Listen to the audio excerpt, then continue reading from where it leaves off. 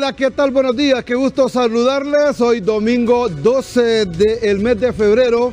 Ya estamos en el 12 de febrero, así que este mes, segundo del año, va viento en popa. Les saludamos desde los estudios Pablo Gerardo Matamoros en HCH Televisión Digital. Les saluda el periodista Nelson Sorto con un gran equipo de trabajo, compañeros de turno que están aquí en máster, en cámaras, en logística. Bueno, ustedes ya se imaginan todo lo que conlleva un canal de la talla de HCH Televisión Digital y por supuesto mis compañeros en máster. Hoy tendremos un tema especial para los padres de familia. Estamos a días para que el sistema educativo público se active a nivel nacional. Ya iniciaron matrículas, están en proceso de la tercera recuperación. Mañana lunes, van a examen de recuperación en centros educativos de segunda enseñanza, de noveno grado o de séptimo grado hacia arriba, que van a exámenes de recuperación mañana. Esta misma semana tienen la nota. Y si aprueban al siguiente año lectivo, pues inmediatamente son matriculados para que puedan continuar sus estudios educativos. De lo contrario, y solo son 2 clases, pues irán como retrasadas. Van a seguir el siguiente año, pero llevan una retrasada y eso es muy difícil para los estudiantes. Así es que hoy tema específicamente es educativo. ¿Cuál es la problemática en su centro educativo? Más adelante tendremos ya al ministro de Educación, al profesor Daniel Enrique Esponda, que va a estar con nosotros y que de inmediato va a estar respondiendo algunas preguntas de los padres de familia a nivel nacional. Porque el sistema educativo se activa ya a partir de la próxima semana. Han iniciado las clases desde el 1 de febrero. Recordemos que el lanzamiento se hizo allá en el sector de La Mosquitia. La presidenta de la República, la señora Xiomara Castro Sarmiento, hizo el lanzamiento el último día del mes de enero, y a partir de esa fecha, ya el 1 de enero, todos los profesores estaban en cada una de sus centros educativos, especialmente el sistema administrativo, que es el que le corresponde hacer la matrícula, llevar los cuadros, mandar la información a la distrital, después a la departamental, después a la Secretaría de Educación, para que todo vaya compaginado, porque todo el personal debe estar bien activado para que iniciando ya el proceso de clases, ya todo esté listo y que no haya atraso, que no haya ningún atraso por parte de los padres de familia. Les estaremos aclarando también sobre la situación de la gabacha, porque la gente sigue preguntando. La verdad es que hay muchos padres de familia que ponen 1000 peros para no querer mandar a su hijo a la escuela. Y si usted no manda a su hijo a la escuela, está cometiendo un grave error, porque es una obligación de nosotros como padres de familia mandar a los niños y niñas a la escuela. De lo contrario, usted puede ser sancionado. No creo que hayan sancionado a algún padre de familia porque no haya mandado a sus hijos a la escuela. La vamos a preguntar al ministro aquí también, a ver si ya hay alguna, en el largo recorrido, hay alguna sanción para algún padre de familia que no haya mandado, pero que estamos en la obligación, hombre, de mandar a los hijos. Mire, en tierra adentro, como decimos popularmente, pero que digamos en los municipios, en las aldeas, en los caseríos, porque hasta en el lugar más lejano hay un centro educativo unidocente, donde hay dos maestros, 3 maestros, pero siempre hay un centro educativo que puede usted mandar a su niño. Centros educativos que están con 15, 20, 25, 30 alumnos, pero ahí van caminando, ahí van saliendo.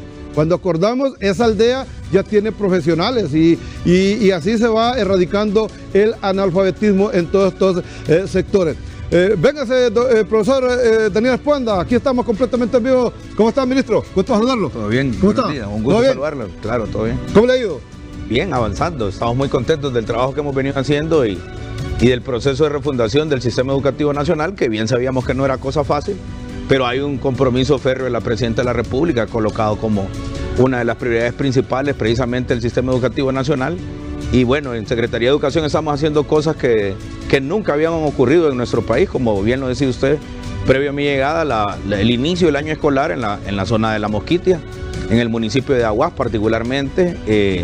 Ese centro educativo, que lleva por nombre Samuel Beno Marx, va a pasar a convertirse en la primera escuela agrícola sostenible del país.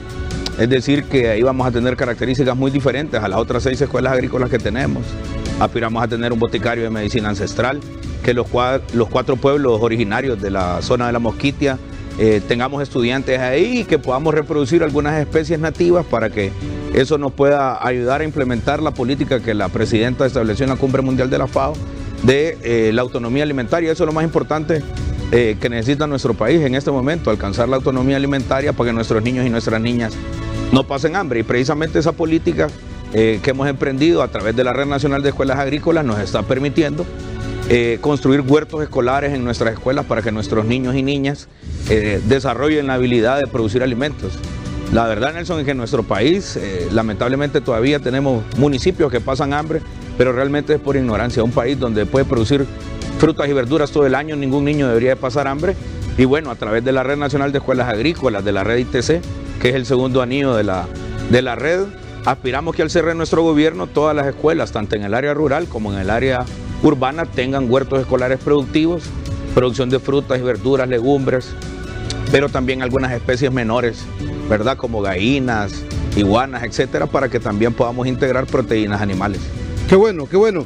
Señor ministro, ya que ustedes hicieron la inauguración del año lectivo en Las Mosquitias, ¿qué porcentaje de escolaridad hay en Las Mosquitias? Porque es una zona recóndita, una zona donde es difícil estar al día con toda la información que se genera desde ese sector, pero entre toda la población, ¿qué porcentaje de escolaridad tenemos ahí en ese sector, de gracias a Dios? Bueno, el porcentaje de escolaridad en La Mosquitia realmente es considerablemente bajo. Nosotros debemos de recordar que apenas hay 4 personas por kilómetro cuadrado, pero en zonas como Puerto Lempira, por ejemplo, que es la zona más poblada, tenemos bajos niveles de escolaridad, solo tenemos un centro educativo de educación media. Nosotros ahora mismo... ¿Y cuántas escuelas hay? Nosotros en La Mosquitia tenemos un número considerable en todos los municipios de escuelas, pero por ejemplo el departamento de Olancho y el departamento de Gracias a Dios son los 2 departamentos que más escuelas uni y bidocentes tienen. Sí. Pero además de ello es que la zona de La Mosquitia no debemos de ser solamente la evaluación de cuántas hay, sino también quiénes son los educadores que están en esas escuelas, porque ahí se hablan 4 idiomas nativos. En ese sentido, la política que nosotros estamos impulsando, la educación intercultural bilingüe, nos debe de facilitar y permitir precisamente que podamos llegar a donde estos estudiantes, porque su lengua materna no es el español, su lengua materna es el miquito, es el peche, es el tahuaca. En ese sentido, en esta misma escuela agrícola y lo que nosotros estamos haciendo en algunos otros centros educativos en la zona, estamos identificando a jóvenes que tengan la vocación para ser educadores, que bueno, por ahí viene la otra de los proyectos estratégicos que estamos impulsando este año, que son la reapertura de las escuelas normales, con un bachillerato que nos va a permitir que los egresados de estas escuelas hablen inglés, que aprendan todas las destrezas y desarrollen las habilidades y las técnicas para enseñar a leer y escribir, que es uno de los retos más grandes que tiene nuestro país. Mira, el cierre de las escuelas normales en realidad supuso un enorme retroceso en algunos aspectos para nuestro sistema educativo. Hay un acuerdo que debemos de tener en eso, Nelson. Las escuelas normales ya no tenía sentido que niños prácticamente egresados de 17, 18 años fuesen a dar clases a las escuelas. El país tiene suficientes licenciados para hacer eso. Pero en el centro educativo donde se le enseñaban las técnicas para enseñar a leer y escribir a nuestros niños eran en las escuelas normales. Lamentablemente nuestra universidad pedagógica debe retomar ese tema, y nosotros con la reapertura de estas 5 escuelas normales en modalidad bilingüe es precisamente uno de los propósitos, que donde aprendan los profesores a enseñar a leer y escribir sea precisamente en la escuela normal. Y bueno, ese es el primer gran objetivo de nuestro plan de refundación, que los niños y las niñas puedan leer y escribir bien. Muy bien, ahora estamos hablando de inicio del año lectivo. En cuanto a la matrícula, ¿con cuánto se terminó? Porque quiero concentrarme en este momento en gracias a Dios, porque la presidenta decidió ahí inaugurar el año lectivo en La Mosquitia. una zona que todo el mundo la tiene como olvidada, como que solo es el narcotráfico, como que solo es agua. No, hay que ir ahí para conocer. Hay una abundancia en fauna que ustedes no se imaginan. Estar en la Mosquitia es lo más bello que me ha pasado a mí, estar en esa zona de Puerto Respila, no Aguas, toda zona lindísima. Pero no solamente fauna, de los 9 pueblos originarios que tiene nuestro país, allá hay 4. ¿Ah, sí? Sí, es donde está la mayor concentración de riqueza cultural. Me refería a eso porque de repente uno observa aves exóticas por lo mismo, que no las puede ver en otro sector. Pero tenemos la diversidad en las dos vías. Por un lado, la diversidad biológica, que es espectacular, como bien lo dice usted, pero también la diversidad cultural. También, correcto, ¿no? Es más, ese departamento del país es donde más bilingües hay. Hablan español, miquito, pech, tahuaca. Hablan 4 idiomas. Sí, exacto. Entonces, bueno, ahora le decía. Sí. ¿Con cuánto de matrícula se cerró el 2022 y cuál es el objetivo para el 2023, señor ministro? Bueno, mire, en principio nosotros debemos de recordar que teníamos más de 2 años de tener las escuelas cerradas. Sí. Eso es lo primero. Segundo, que nosotros estamos haciendo cambios administrativos bastante fuertes para garantizar la retención. Le doy un ejemplo, es el tema de la gabacha. Yo estoy seguro que usted conoce muchachitos que algunos profesores los dejaban fuera de clases porque no andaban el uniforme completo. Sí, es que para mí es una grosería. Es una grosería. Sí, para mí es una grosería. Ahora bien, el tema de la gabacha nos va a permitir que todas esas cosas no ocurran. Además que va a haber un ahorro bastante sustancial en el dinero que los padres y las madres gastan en el tema de uniformes. Y por otro lado, mire, estas políticas que nosotros hemos implementado el año pasado, la flexibilización del uniforme, nos permitió que la retención de la matrícula fuera bastante importante y tuvimos prácticamente por debajo del 3% de la deserción escolar. Y en el tema de la reprobación no llegamos ni siquiera al 4%.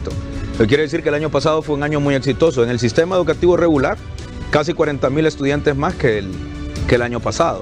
Pero en las opciones educativas que nosotros tenemos en las diferentes modalidades, tuvimos un poco más de 60.000. Quiere decir que el año pasado tuvimos 120.000 estudiantes más que la matrícula automática que se generó en el año 2021. Eso para nosotros es un importante logro. Ahora bien, nuestra matrícula general llegó, en el sistema escolarizado, llegó a 1.840.000. ¿Los 18 departamentos? Los 18 departamentos. Ahora bien, la meta, que no es una meta mía, no es una meta de la presidenta, debe ser una meta de todos nosotros y nosotros las hondureñas, debe ser llegar a los 2 millones de estudiantes. Por ejemplo, ahora mismo nosotros estamos haciendo una readecuación curricular. Y aquí es importante que las madres, los padres y la sociedad lo tengan muy claro. La matrícula inicial que nosotros tenemos en los primeros niveles es donde es más robusta. Tenemos más de 1 millón de estudiantes ahí. En el tercer ciclo tenemos una leve caída, pero en educación media tenemos una caída abrupta de la matrícula. Es decir, los hondureños no están yendo a estudiar a los bachilleratos. Eso es una realidad. ¿Eso significa que solo llegan hasta 9º grado? Hasta 9º grado, sí. Y ahí se van para Estados Unidos. Se van para Estados Unidos o se integran a la vida económicamente activa, pero nosotros ya estamos haciendo algunos ejercicios que han sido muy exitosos. Por ejemplo, en la zona alta de La Paz, en la zona alta de Intibucá, a través de la red ITC, hay muchos centros educativos que están en el tercer ciclo, pero tienen ciclo básico técnico en agropecuaria. Entonces estamos haciendo que los estudiantes se vinculen con el trabajo del campo, de sus padres, de sus vecinos, y esto ha permitido que mejoren sus ingresos. Y ahí la matrícula ha sido prácticamente perfecta. Uno de los grandes objetivos... Pero hasta ahí nomás quedan en el sistema educativo, ahora, o sea, bien, no continúan. Sí, pero ahí sí vamos mejorando en aumentar la matrícula, sobre todo en bachillerato. Por ejemplo, nuestra escuela insigne, que es la agrícola que tenemos en Comayagua, CITA. Nosotros ahí en CITA, todos los estudiantes que tenemos en CITA son 100% becados, no pagan ni un tan solo lempira. Y les damos desde la ropa, la alimentación, las meriendas. ¿Y cuántos alumnos hay ahí? Este año vamos en nuestro segundo año, estamos alrededor de casi unos 300 y pico estudiantes. Y ese modelo que nosotros estamos implementando en Comayagua es la aspiración a la que queremos de nuestro sistema. Nosotros aspiramos a que nuestro sistema educativo tenga más horas clases. Sí. No puede ser que nuestros estudiantes solo vayan de 7 de la mañana a 12 del mediodía y de 12:30 a 4 a 5 de la tarde. ¿Se podría implementar el doble horario? Mire, la doble jornada, perdón. En principio hay que hacer un gran acuerdo con nuestros compañeros maestros. Sí. La jornada que nosotros hoy tenemos es muy poco tiempo. Necesitamos, claro, para eso necesitamos contratar más profesores, construir más centros educativos. Yo particularmente trabajo en el Técnico Honduras y con la matrícula que tenemos es imposible que todos esos estudiantes quepan en una sola jornada. Que significa que el Estado de Honduras tiene que hacer un enorme esfuerzo para construir más centros educativos. Lo que sucedió aquí en nuestro país es que en la cumbre de Cochabamba el país se comprometió a aumentar la cobertura escolar pero lo que hicieron fue comprimir los horarios de clase, no hacer más centros educativos.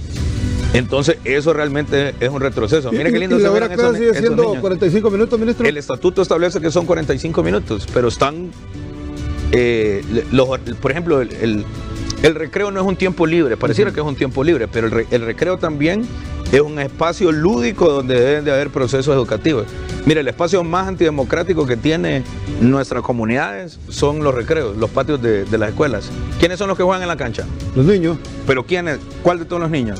Los grandes. Sí, los grandes le quitan la oportunidad a los pequeñitos. Entonces, los que vienen, mire qué lindo se miran esos niños con agabaches ya. Sí, mire que no hay problema que anden con zapatos de otro color o que anden el pantalón de otro color. Eso no importa. Lo importante es realmente usted le va a aclarar a los padres de familia, porque los padres de familia a veces también se meten a rollos, digo yo siempre, claro, que escuchan mal. Pero le quiero terminar la idea de lo que tenemos. Por ejemplo, nosotros tenemos una lucha contra el tercer ciclo de educación básica. Los centros de educación básica están deteriorando de manera grave la calidad de la educación y por eso también vemos la caída en educación media. Yo en el técnico Honduras recibía a los estudiantes de los centros básicos que están en la parte alta de Villanueva, Altos de los Pinos, y los comparaba con los estudiantes que venían de la John F. Kennedy, por ejemplo, de la Kennedy, y la diferencia es abismal. Porque nosotros en educación media tenemos 11, 12 profesores por sección. En el sector primero que usted mencionó, es más flojo el sistema educativo, sí, claro, que ya en área sí, porque imagínense que yo soy profesor de ciencias sociales y si me mandan al área de comunicación me va a tocar dar español, posiblemente inglés. Estudios sociales. ¿Posiblemente inglés? Sí, nosotros tenemos profesores que no son de inglés, que están dando inglés por esa lógica que hicieron del tercer ciclo en educación básica. Pero un inglés nada más base. Mire, hay profesores de inglés que no saben o sea, no son profesores de inglés. Sí. Le voy a dar un ejemplo en la científica. Usted es profesor de matemática y si le dan ese bloque, le toca dar ciencias naturales también. Ciencias naturales, sí. Quiere decir que en realidad los centros básicos cuando lo construyeron era para ampliar la cobertura en las áreas rurales, pero ruralizamos la educación urbana. Entonces nosotros estamos de acuerdo, hay que dividirlos por ciclo, de acuerdo, pero de primero a sexto grado tienen que estar solos esos niños. Es más, los patios de juego deben de estar divididos también para las gradas curriculares. Y el tercer ciclo en los centros, donde ya hay centros básicos, nosotros debemos de avanzar a tener profesores especialistas para cada área. Y lo ideal es regresar a lo que teníamos anteriormente. Que el tercer ciclo, lo que usted y yo estudiamos ciclo básico, ¿se acuerda? Sí, claro. Que el ciclo básico no se... El ciclo básico que llegamos hasta el tercer curso y de ahí nos íbamos, pero lo hacíamos en el colegio. Correcto. Yo comencé mi ciclo básico en el técnico Francisco Morazán en Sabana Grande. Ahora bien, entonces, ¿qué ocurre? Hoy en una escuela puede estar ese tercer ciclo y entonces 3 profesores o 4 profesores dan todas las clases. Mientras que cuando nosotros estuvimos en ciclo teníamos 12 profesores. Claro, sí, porque matemática me daban profesores, español la otra, especialistas. Especialistas, sí, porque eran egresados de la superior. Pedagógica o la superior en aquel tiempo. Claro. Y hasta educación cívica, bueno, desapareció esa. Sí, los contenidos no están en la clase, pero lo debemos de retomar. Entonces, ¿qué ocurre? Cuando usted ve las pruebas de ingreso en las universidades vemos que hay un retroceso, pero el retroceso en realidad es el resultado de haber puesto nuevamente profesores todólogos. El sistema educativo alemán en tercer grado ya comienzan siendo profesores especialistas. El sistema educativo cubano también, desde los primeros grados ya son especialistas los que imparten las clases. Mire, esa imagen es en Cayos Cochinos. Ese kinder prácticamente no existe, ya lo demolimos. ¿Desapareció eso? Es que mire las condiciones en las que está ese kinder, eso es terrible. Ya lo demolimos y lo estamos construyendo. El próximo mes ¿Este es el mueble nuevo que llevaron ustedes? El primer operativo de este año son 74,000 pupitres que lo estamos repartiendo a nivel nacional, pero lo debo de decir, el déficit que tenemos de pupitres supera el 500,000. Quiere decir que esta no es tarea fácil. Yo por eso siempre le insisto y siempre que tenemos la dicha de compartir con ustedes aquí en el canal, la refundación del sistema educativo, la presidenta sola no va a poder, un servidor solo no va a poder, esta es una tarea de todos. Porque aquí viene la otra contraparte, nosotros estamos haciendo enormes esfuerzos por llevar esos pupitres a todos lados. No tiene idea lo complicado que es llevar pupitres, por ejemplo, a La Mosquitia. Estamos entregando pupitres en La Mosquitia. Ahora, ¿cuál es la responsabilidad de nuestros compañeros docentes y la responsabilidad de los niños y las madres y los padres de familia? Cuidar esos pupitres. Porque de poco o nada va a servir que nosotros llevemos esos pupitres y que el próximo año no tengamos pupitres. Sí, que ya no sirvan. Entonces, nosotros en el gobierno hay una sinergia bastante importante, un trabajo en equipo entre diferentes secretarías. El caso, por ejemplo, del Fondo Hondureño de Inversión Social, que nos está ayudando también a reparar escuelas, a construir pupitres. Bienes nacionales, por ejemplo, el profesor Luis Sosa nos ha hecho donativos importantes de bienes nacionales a la Secretaría de Educación en el tema de mobiliarios, de escritorios que ya no se ocupaban en otras dependencias del Estado que todavía son funcionales. Pero estos 74,000 pupitres ya están listos. Sí, lo están distribuyendo. Los estamos distribuyendo. Precisamente esa imagen que usted ve ahí es precisamente el inicio de la distribución de los pupitres. Ahora, mire... disculpe, ministro, sí. Cuando yo llegué a primer curso, me acuerdo que me asignaron un pupitre. Y el pupitre tenía que cuidarlo y entregarlo en noviembre, tal como me lo habían entregado. Y en noviembre los pintábamos para que estuvieran bonitos. Los dejamos pintaditos, ¿verdad? Sí, claro. Compramos pintura para que todo fuese del mismo color. No sé si ahora hacen lo mismo o agarran el que esté ahí. Mire, yo creo que la refundación de la educación no debe ser solo un eslogan, sino también acciones que parecen pequeñas que en realidad engrandecen el sistema educativo. Yo estoy seguro, usted, igual que yo, tuve que haber sido un niño de escuela rural. No, yo estuve en la escuela urbana. ¿Usted aquí en la escuela urbana donde estuvo limpiaba su salón de clase? Claro que limpiaba. ¿Y por qué los niños hoy no pueden limpiar el salón de clase? El primer día era de aseo. Sí, a lavar la escuela. Aseo, primer día, nos asignaban el maestro. Claro. Y después aseo, nos conocíamos todos. Claro. Y después a la yarda, claro, los baños. Sí, claro. O sea... Nos tocaba hacer un trabajo. Y lo primero que pegaba la profesora o el profesor era el horario de aseo. El horario. Y tal día le toca a Nelson, a Juan, Esas actividades también son formativas. El problema de la lógica neoliberal es que nos llenó de contenidos, pero nos vació de esos valores necesarios para poder vivir en sociedad. Mire, hoy usted mira más basura en la calle que hace 20 años. Claro. Ese es un tema que hay que resolver en las escuelas. Porque está más poblada la ciudad y no tenemos la cultura de buscar dónde están los recipientes. ¿Y a dónde vamos a cambiar esa cultura? Es en las escuelas. Sí. Entonces nosotros debemos de comprender eso. Entonces acciones como esas son importantes. Lo otro de cuidar los pupitres es una tarea de todos, es de los niños, de las niñas, de los profesores, de las profesoras, pero también de las madres y los padres de familia. Miren, esos pupitres están lindos. Bonito. Ojalá que aquí a la primera semana de marzo no estén rayados, ¿verdad? Y que parezcan cuadernos de dibujo. En realidad hay que cuidarlas porque esos pupitres... Y es que también en aquel tiempo me acuerdo que los profesores supervisaban los pupitres. Claro. Y hubo un tiempo, ministro, que había unos pupitres que eran de dos depósitos. Sí. Aquí teníamos para ubicar los cuadernos, un compañero aquí y otro compañero acá. Por supuesto. Así estábamos en las aulas. Sí. En primaria creo que nos tocó. Sí, sobre todo en primaria. Así. Ministro, pero todo esto tiene que ir a la par también con el apoyo directo de los padres de familia y también de los maestros. Bueno, ¿Cómo está ese trinomio, ministro de Educación, padres de familia y maestros? Bueno, miren, en principio nosotros en el plan hemos definido 3 principios, 6 elementos. El sexto elemento ese precisamente son los ambientes escolares. Los ambientes escolares comprenden todo lo que hay alrededor de la comunidad para que la escuela funcione.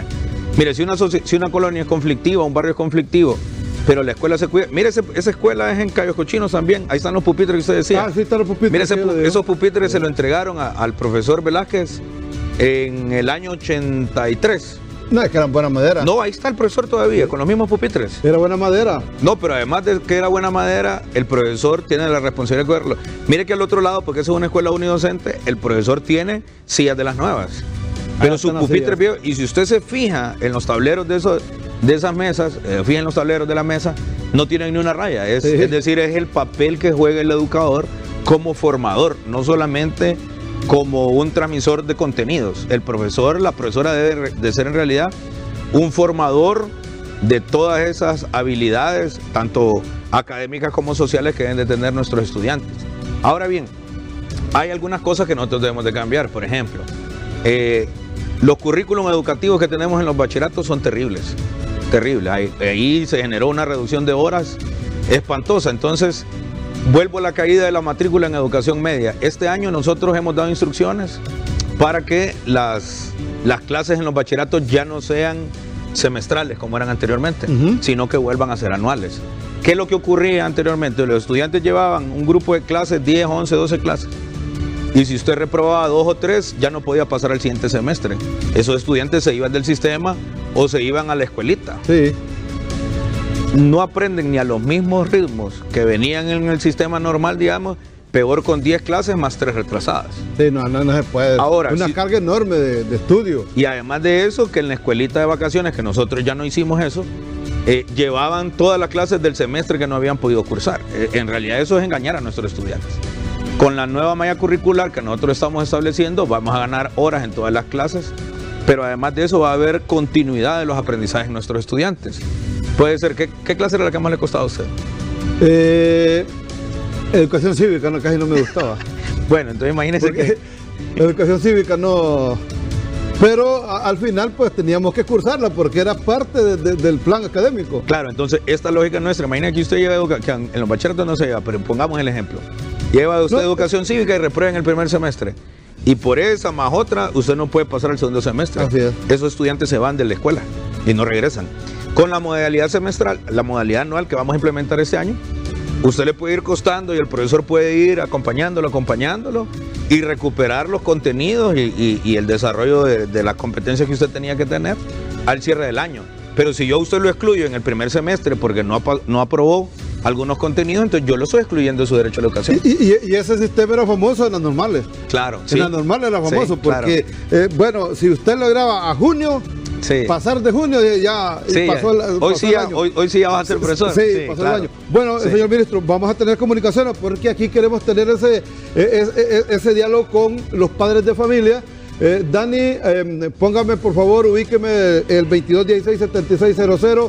Usted me indica al momento que tengamos llamadas de los padres de familia porque queremos que le pregunten al señor ministro. Con todo gusto. Hay que aprovechar al ministro en este momento que está con nosotros acá porque ahora el tiempo del ministro es bastante ocupado y aunque él siempre responde, pero el problema es que con más tiempo, así como estamos en este momento, pues es bastante difícil. No, y aquí podemos estar hoy que es domingo, no tenemos ocupaciones en la oficina, podemos estar el tiempo que los televidentes así lo necesiten. Bueno, ministro, antes de que ya tenga alguna llamada, no recuerdo si me dijo a cuánto aspiraban de matrícula hoy. 2 millones. 2 millones. 2 millones de estudiantes matriculados. Y ustedes ya hicieron el análisis por qué los niños y niñas o padres de familia no han querido matricular a los niños. Por pobreza. Ese es el principal problema que tiene nuestro país. Recuerde que nuestro gobierno recibió más del 75% de los hondureños en pobreza. La pobreza es el disparador de la exclusión del derecho a la educación. Mira, y ahí es donde viene el tema de la gabacha también.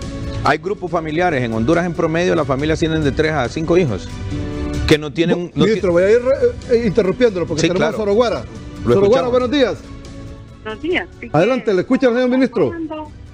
Que aquí en Soroguara necesitamos pupitres, necesitamos maestros porque no hay maestros suficientes. ¿Pero de qué centro educativo? De Dionisio de Herrera. Dionisio de Herrera. Queda ahí en la zona urbana. Sí. Dionisio de Herrera. Sí. ¿Qué más le quiere preguntar al ministro? No, que con el uniforme también, que... Casi no le escucho. Uniforme, los niños ya tienen su uniforme. Bueno, muchas gracias. Hablaba del uniforme, señor ministro. Bueno, a esa discusión era la que iba, mire. Ustedes hicieron un ejercicio el otro día que fueron a los mercados a preguntar. Si quiere, saquemos esta otra. Tenemos Villanueva. Okay. Hola, buenos días. Hola, Villanueva. Buenos días, Nelsito. Señor ministro, ¿qué tal? Buen día. Mucho gusto, buenos días. Señor ministro, fíjese que yo tengo una consulta siempre relacionado con el tema de educación. ¿Qué va a pasar con los caseadores y los vigilantes de todos los colegios que se les venció el contrato en noviembre y en diciembre? Uno va a Secretaría de Educación y le dicen que espere, y ahí son filas interminables firmando contratos. Ajá, y los que ya estamos, pues también somos parte del sistema de educación. ¿Qué va a pasar con los que ya tenemos el contrato y no nos han llamado? Bien. Bueno, primero con la primera pregunta. Sí, el tema de los uniformes. Lo quiero reiterar una vez más y lo voy a repetir las veces que sean necesarias. Si este año usted ya tiene la gabachita, puede mandar a los niños con la gabacha. Si al niño o a la niña todavía le queda el uniforme tradicional de la cuballera, el pantalón o la falda de pliegues, lo puede mandar con eso. Yo le quiero decir una cosa importante al pueblo hondureño. El uniforme no es importante. Lo importante es que las niñas y los niños estén en clase. Eso es lo realmente importante. No importa el color de zapatos, si son tenis, no importa. Lo que importa aquí realmente es que los niños y las niñas vayan a la escuela. Y que lo entiendan los directores. Pero los directores sí tienen que seguir instrucciones. El que no sigue instrucciones le aplicamos el estatuto que tiene normas disciplinarias. El gobierno de la República, a través de la Red Solidaria y CEDESOL, se están haciendo enormes esfuerzos para el tema de la alimentación escolar. Y eso se está entregando en las escuelas. Saquemos una llamada de su pueblo, señor ministro. Sabana Grande, hola, buenos días. Gusto. Buenos días. Buenos días. Un placer escuchar este programa, siempre lo escuchamos. Muy buenos días, don Esponda. El motivo de nosotros de aquí de la comunidad cerca del Comedor Ocotal. Sí, en Los Chorros. Sí, el Comedor Ocotal, cerca, ahí dice la cofradía. Ah, en cofradía. Sí, la cofradía. El motivo de nosotros es de hacerle una de poderle decir, señor ministro, que nosotros como padres de familia empezamos a construir un aula porque habían como 30 niños hicimos una biblioteca chiquita, entonces están ellos allí y entonces hemos empezado a construir la aulita y los hemos parado desde agosto porque nos vinieron a hacer unas mediciones que ya venían y que ya en octubre. ¿Cuál es el nombre de la escuela? La escuela es 21 de febrero. 21 de febrero. Estamos tomando notas. Ahí en Sabana Grande tenemos una intervención bastante importante. Ahí cerquita de esta escuela está la Gloria Figueroa de López Arellano, que la restauramos por completo, reparaciones en el técnico. Pero sin duda, ese es otro de los temas importantes, que es un tema de país. Mire, la infraestructura escolar, cuando nosotros llegamos a la Secretaría de Educación, si dividíamos las 12,000 y pico escuelas que necesitamos reparar, Pablo, hubiésemos necesitado nosotros 32 años y medio para repararlas si hiciéramos una por día. Ahora, Secretaría de Educación con el FIJ y los cooperantes hizo una cosa que en Centroamérica nunca se había hecho. Reparamos a una velocidad promedio de 3 escuelas por día. ¿3 escuelas diarias? 3 escuelas diarias. ¿Y al final cuántas han reparado? Se repararon 1.003 escuelas a nivel nacional en el año 2022. Y las escuelas son más de 20,000, ¿verdad? Son 23,000 y pico. 23,000. Pero funcionan en 17,000 y pico de planteles escolares. Lo que quiere decir que más del 90% de las escuelas las recibimos completamente destruidas. Vía San Antonio, ministro. Claro. Hola, Vía San Antonio, buenos días. Buenos días, señor ministro. Buenos días, un gusto saludarle. Yo soy una madre de familia. Mire que solo le quiero hacer una consulta. Dígame. Lo felicito porque yo siento que como madre de familia yo sé que anda trabajando bien, porque yo miro noticias y todo. Pero ¿cómo está con eso de las becas? Mire que mi niña, desde que estaba en la escuela, mi hija ha salido a excelencia académica y nunca ha optado por una beca. Y ella ya está en la universidad en Tegucigalpa. Y yo como deseara que mi niña tuviera una beca. Mire, ahorita anda con un promedio excelente. ¿Y en qué universidad está su niña? En la autónoma, en la pública. Tal vez ahí en el estudio le pueden solicitar el número a la compañera. Mire, yo solo atiendo de los colegios para abajo. Sí, no tengo injerencia allá, pero podemos conversar allá con Voy a meterle a escuchar en esta llamada, ministro, sí. A ver si usted me escribe. Yo le voy a proporcionar el número del vicerrector Ajax Irías, para que él le haga un estudio socioeconómico de la situación de su hija y tal vez ahí puede optar a una matrícula. Me escribe al 9455-0526 y yo voy a hablar con el vicerrector, el abogado Ajax Irías. Le prometo eso, oiga. Porque ya a ella le corresponde, ya es educación superior. Sí. Bueno, continuamos. ¿Tenemos otra comunicación? Bueno, mientras llega otra comunicación, ministro, el de Soroguara le va a proporcionar... Ya tomamos los datos de ellos y vamos a ir a investigar. ¿El de Villanueva, el de los contratos? Bueno, el tema de los contratos, miren, nosotros estamos haciendo... los gobiernos anteriores hicieron una cosa que no se debe hacer, que es tener personal supernumerario. Entonces tenemos escuelas que no tienen aseadoras o que no tienen guardias y hay algunas otras escuelas que sobran. Sí. Nosotros estamos en un proceso de reordenamiento del personal, tanto docente como el personal administrativo. ¿Están reubicándolos? Sí, por supuesto, porque los vamos a mandar donde los más necesitemos. Y ahí podía entrar el que llamó, ¿verdad? Claro que sí. Bueno, claro, comunicación, sí. Colonia Luisiana en San Pedro Sula. Hola, buenos días. Hola, Colonia Luisiana. Sí, muy buenos días. Le escuchamos, amigo. Muy buenos días. Hablo de San Pedro Sula, Colonia Luisiana. Soy el profesor Mario Morales. Yo le tengo una consulta al señor ministro. Me alegra el comentario, la apreciación o los planes que tiene. Por ejemplo, nunca he visto bien yo que los centros básicos tengan hasta tercero. Ahora me parece bien retornar al ciclo común tradicional en la cual nosotros estudiamos.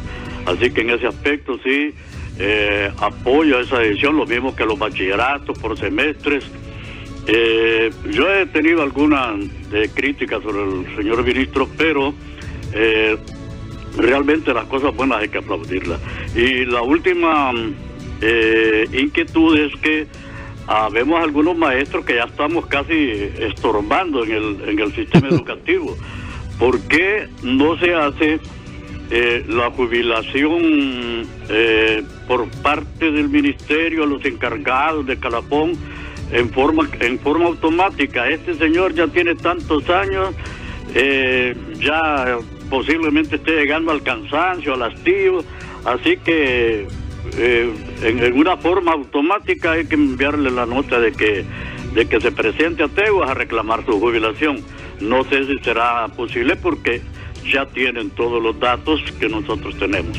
Bueno, de todos nosotros. Muchas gracias, profe. Bueno, para contestarle al profesor Morales, en principio, nosotros en Secretaría de Educación estamos haciendo menos burocráticos los procesos. Por ejemplo, las imágenes que nosotros estamos viendo ahí de apoyo, lo que estamos viendo es una cosa que aquí nunca había ocurrido, jamás, Nelson, nunca. Que los profesores fueran a una audiencia pública, no a subastas, porque antes ¿Esto es para los nombramientos? Sí, que los profesores se vayan con sus acuerdos, nunca eso había ocurrido. Y eso ha permitido entonces que todos estos profesores que ya están nombrados el 1 de febrero arrancaron con sus niños en las escuelas. Antes nos pasábamos meses y días enteros los profesores en las direcciones departamentales rogándole a un departamental o a un director de centro que nos firmara la documentación para los acuerdos. Hoy estos compañeros que usted está viendo ahí en esas imágenes se están yendo con sus acuerdos. ¿Y cuántos profesores han nombrado en este momento? Ya hemos nombrado más de 10,000.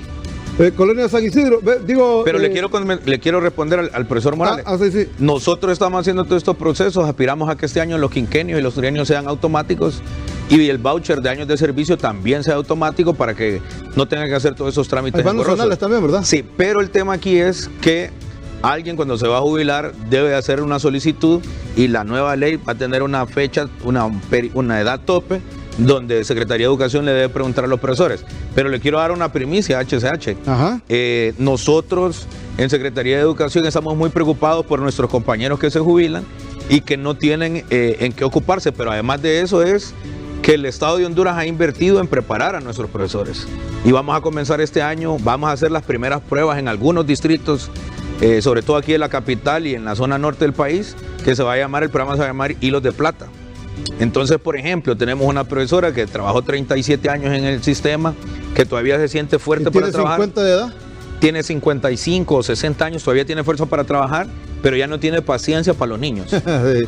Pero esos 37 años de experiencia que tiene ella no se los dio la escuela normal ni la universidad pedagógica. ¿Qué es la vida? Entonces los vamos a contratar en un medio tiempo, ya jubilados, los vamos a contratar en un medio tiempo para que nos ayuden a hacer la supervisión y el acompañamiento docente. Y que esos profesores con experiencia nos ayuden a preparar a los profesores más nobles que tenemos en las escuelas. Muy bien. Municipio de San Isidro, Choluteca, hola, buenos días. Muy buenos días, señor ministro. Yo trabajo en el Centro Básico José Trinidad Reyes del municipio de San Isidro, José Trinidad Reyes. Nosotros nos quedamos esperando a construcciones escolares, llegaron y no llegaron donde nosotros, llegaron al municipio pero no llegaron. Tenemos falta de sillas y no tenemos agua, no tenemos luz. Queremos saber si nosotros estamos en esa lista para que nos hagan una reparación. Y lo felicito, señor ministro, por esa propuesta de hilos de oro, ¿verdad? Hilos de plata. Hilos de plata. Para servirle. Hilos de plata. Sí. Bueno, en realidad, miren, nosotros le queremos decir al pueblo hondureño que nos debe tener un poco de paciencia. El país ha sufrido 30 años de modelo neoliberal y 12 años de abandono de las escuelas. Nosotros hoy tenemos una herramienta que es el Plan Maestro de Infraestructura, donde tenemos los índices de precariedad de nuestras escuelas. Y estamos reparando las escuelas que están más dañadas y que tienen mayor volumen de estudiantes. En nuestro gobierno nosotros aspiramos a llegar a todas las escuelas. Ahora, Construcciones Escolares hace los levantamientos y cuando las escuelas, la reparación de las escuelas sobrepasan los 3 millones de lempiras, las tiene que hacer el Fondo Hondureño de Inversión Social. Entonces nosotros preparamos las fichas técnicas y las enviamos al FIS y el ministro Pineda con sus equipos está trabajando fuertemente también para resolver ese tema. Yo lo que les pido encarecidamente es que nos acompañen, que siempre nos sigan diciendo que tarde, esperamos que nosotros más temprano que tarde podamos llegar a todas las escuelas, pero recordemos que de las 12.000, el año pasado reparamos 1.000, nos hacen falta todavía un poco menos de 11.000. Este año tenemos una meta bastante ambiciosa, queremos reparar el doble de lo que reparamos el año pasado. Esa no va a ser tarea fácil, pero estamos nosotros comprometidos con ello. Y los equipos de construcciones escolares en Secretaría de Educación no descansan. Hoy mismo están entregando pupitres en algunas zonas del país. El día de ayer movilizaron pupitres de aquí, de Tegucigalpa, hasta la zona oriental. Y bueno, nosotros continuamos con todo este proceso. Bueno, antes de ir a la residencial de los profesores, que es la Francisco Morazán, hasta este momento, ¿cuántos niños y niñas tienen matriculados ya? Bueno, nosotros todavía no hemos hecho el primer corte, porque el primer corte lo queremos hacer esta próxima semana que viene, que ya tenemos el primer mes de matrícula. ¿Cuándo se cierra la matrícula? No vamos a cerrar la matrícula, la vamos a mantener abierta. Muy bien. Residencial Francisco Morazán, buenos días. Hola, Residencial Francisco Morazán, buenos días. Le tengo una pregunta al señor ministro. Aquí le escucha el ministro. ¿Qué va a pasar con la jornada plena, profesor? Bueno, la jornada plena es un derecho que tenemos en el estatuto. Terminemos de leer el artículo porque la jornada plena establece el estatuto del docente que eso sí va a ser previo o antes de que terminaran de estudiar nuestros compañeros. Ahora, la jornada plena es muy difícil de aplicar porque debe garantizar que la distancia entre un centro y otro le alcance para llegar.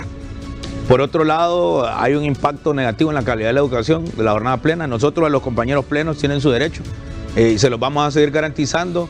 Pero si un profesor quiere trabajar en 2 centros educativos, debemos de ver que geográficamente y en distancia alcance a llegar. Porque también debemos de verificar que no es lo mismo moverse, por ejemplo, de una escuela a un centro educativo de media en un pueblo como Sabana Grande, por ejemplo, que queda a menos de 1 kilómetro, la escuela Francisco Morazán, al técnico Francisco Morazán, a moverse, por ejemplo, del técnico Honduras a un colegio o a una escuela del centro de la capital, no llegaría. Y esto más, el derecho al trabajo lo establece la Constitución de la República y tenemos miles de compañeros desempleados que es deber del Estado de Honduras garantizarle también el derecho al trabajo. Bueno, antes de ir con Aldea Latío, solo quiero informar que en HCH, en la café de HCH, hoy hay sopa de mondongo. Usted puede pedirlo al... Bueno, me dice que ya no hay sopa de mondongo. Bueno, se acabó la sopa de mondongo. Fue bomba la sopa de mondongo. Entonces vamos a Aldea Latío, en la parte alta del Distrito Central. Buenos días, le escuchamos. Sí, buenos días. Un saludo para los dos, ¿verdad? Y para que el ministro responda. Yo le estoy hablando, ¿verdad? Y haciéndole una pregunta al ministro de Educación. Le hablo conforme a la escuela Manuel Bonilla, que está ubicada en la escuela aldea Lo de Ponce. ¿En la aldea? ¿Escuela qué dice? Escuela Manuel Bonilla. Escuela Manuel Bonilla. Aldea Lo de Ponce. Es una escuela, ¿verdad?, de que está equipada con los maestros, pero tenemos bastantes alumnos, ¿verdad?, de que tienen su capacidad, como hablaba la persona anterior, de si hay alguna posibilidad para alguna beca que haya para los niños de excelencia académica, porque tenemos muchos años que antes, cuando estaba la otra directora, existía, ¿verdad?, un programa de becas para los niños que eran excelencia académica. Ya todo eso con el tiempo se ha perdido y quisiera hablar con el ministro para ver si hay alguna posibilidad de que exista esa posibilidad para algunos niños que estén con esa excelencia académica. Muy bien. Nosotros a través de la Dirección de Servicios del Educando tenemos un programa de becas. El profesor Jaime Rodríguez, que es nuestro viceministro de Asuntos Técnicos, Financieros y Administrativos, personalmente se ha movido a esta zona de la cerquita al Parque Nacional La Tira y él está haciendo los levantamientos. Por ahí van a llegar a la Escuela Manuel Bonilla. Sí. Ministro. Solo repítame el nombre de la comunidad. No, Escuela Manuel Bonilla en el Latío. ahí la buscamos. Sí, ahí se busca el nativo. Ministro, la matrícula ya empezó. Sí, comenzó desde me están diciendo acá, una semana antes de en el Rosario dice que esta mañana inician la matrícula de Rosario Comayagua. Que nos den exacto el centro educativo para hacer supervisión. Nosotros dimos una instrucción el día viernes que todos los directores municipales, departamentales y distritales el día de mañana vayan in situ a los centros educativos a verificar que las escuelas estén abiertas y que estén matriculando. La matrícula no se puede cerrar. Es gratis. Totalmente gratis. Ahora, ministro, en este momento está en un proceso de recuperación algunos niños, ¿verdad? Algunos alumnos. Sobre todo en educación media, que es donde nuestra matrícula es más pequeña. Y que mañana van a exámenes y sí, ya esta semana tienen el resultado para la matrícula. Pero reitero una vez más, en educación media es donde nuestra matrícula es más pequeña. Eso no nos atrasa en nada. Donde tenemos puesto nuestro esfuerzo de garantizar es en educación inicial. Una buena noticia para ese año 2023 para el pueblo hondureño es que vamos a construir 100 centros educativos nuevos, completamente nuevos de preescolar aquí en nuestro país. Teníamos años de no ser preescolares. La cantidad de niños que tenemos en educación preescolar es gigantesca en nuestro país y la presidenta tiene muy claro que debemos de invertir en nuestra primera infancia y por eso estamos trabajando muy fuertemente en ese tema. Así es. Bueno, entonces en la Monterredondo, aquí Francisco Brazán, carretera Olancho. Hola, buenos días. Muy buenos días. Adelante. Gracias HCH y gracias al señor ministro. Señor ministro, gracias por estar en ese panel del cual su persona nos sentimos en nuestra comunidad muy orgullosos. Con todo respeto, le estamos pidiendo en este día.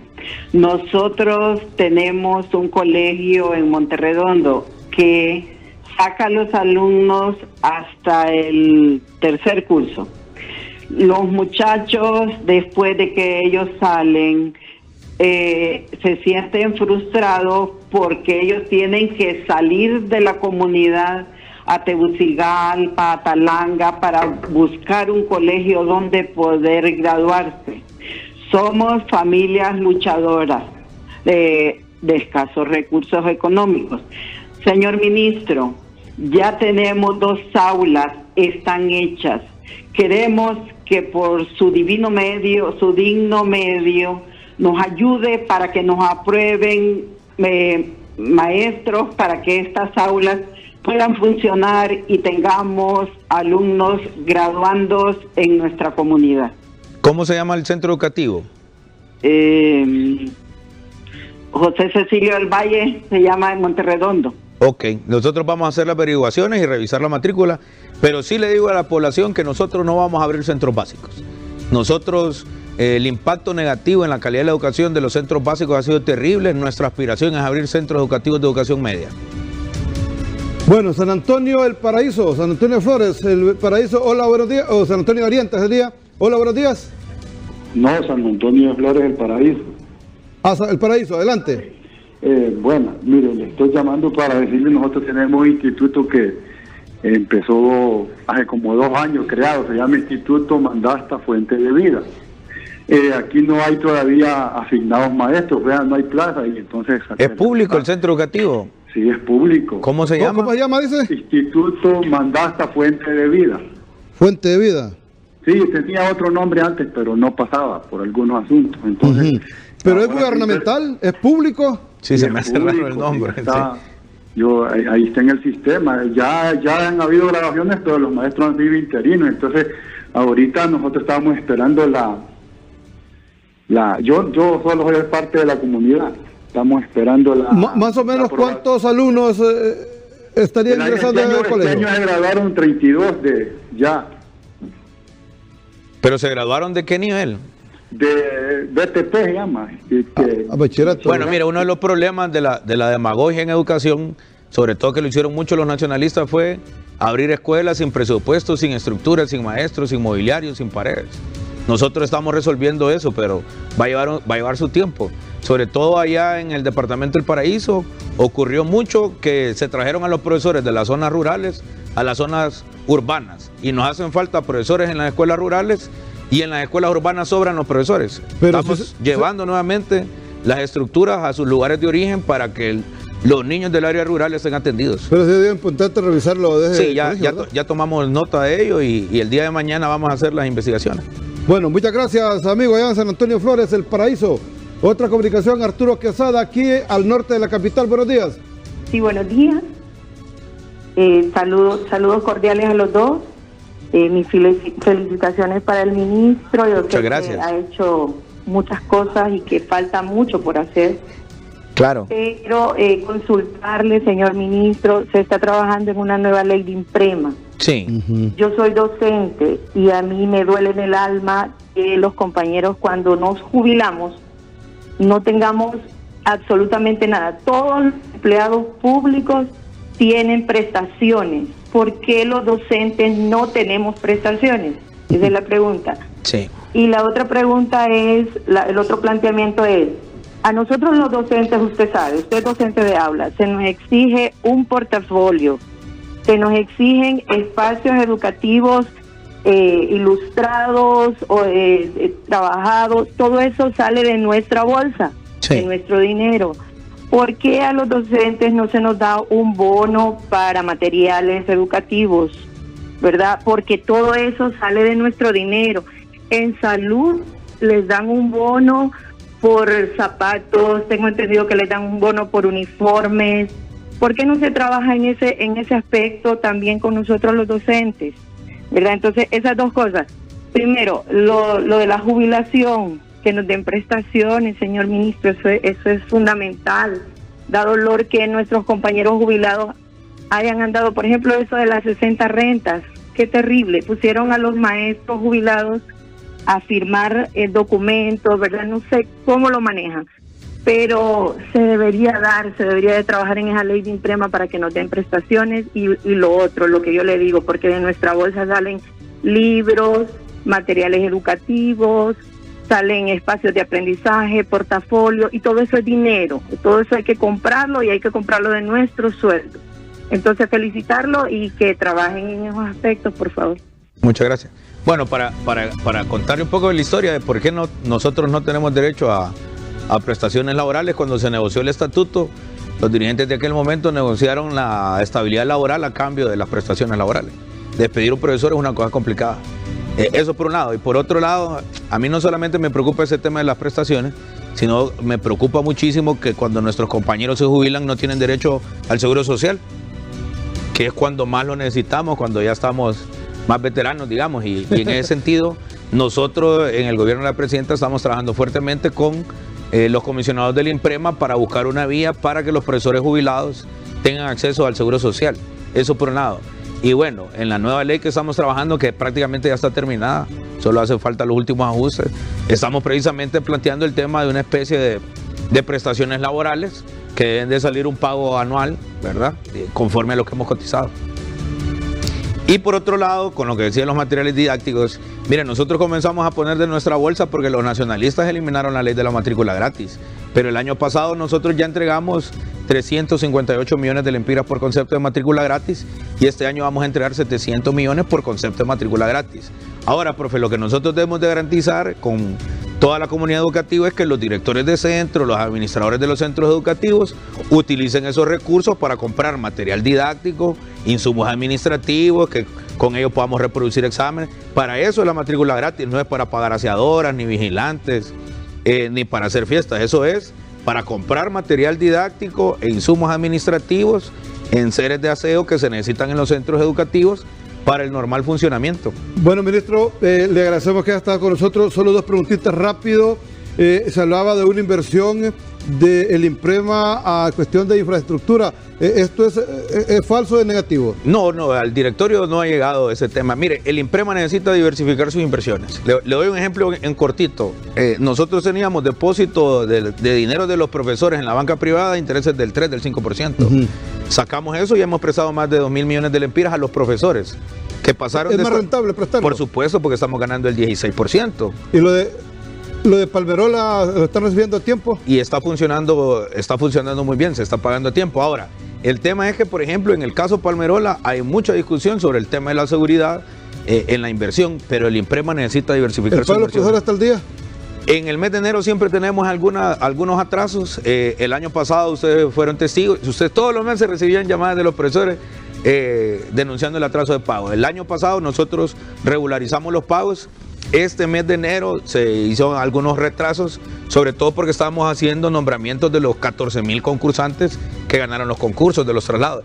y eso atrasa un poco las planillas. Ya en el mes de febrero vamos a tener eso completamente regularizado nuevamente. Quedan muchas preguntas, pero una hora hemos evacuado mucho en este programa de actualidad en HCH. Esperamos tenerlo pronto para que sigamos dialogando con los padres de familia, que son lo más importante junto a los niños y niñas de nuestro país. Así que muchas gracias y que este año lectivo sea de mucho éxito. Nos vamos. Los vemos el próximo domingo en punto a las 11 de la mañana. Vienen las noticias con Mariela Arteaga y Merlin Suazo. Usted no se vaya porque HCH continúa informando a todo el país. Que la pase bien.